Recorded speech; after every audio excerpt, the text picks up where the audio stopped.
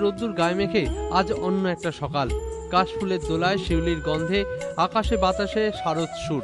আজ মহাষষ্ঠী, দেবীর বোধন। আজ সপরিবারে উমার পিতৃগৃহে আগমনের দিন। বোধনের পর অধিবাস। বিল্ল বৃক্ষের তলায় হবে দেবীর আরাধনা। গণেশ, কার্তিক, লক্ষ্মী, সরস্বতী সপরিবারে এক রাত সেখানেই থাকবেন মা দুর্গা। সপ্তমীর সকালে পা দেবেন বাপের বাড়িতে, রীতিমতো শুচিশুদ্ধ হয়ে।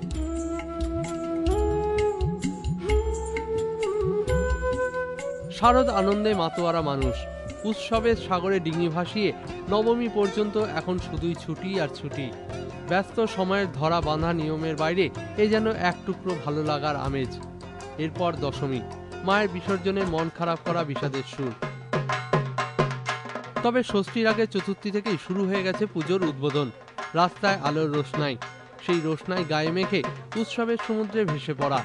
উজ্জ্বল আরম্ভের পঞ্চমীর রাত পেরিয়ে আজ ষষ্ঠী, দেবীর বোধন। শাস্ত্রমতে আজ শুরু পুজো, স্টার আনন্দ।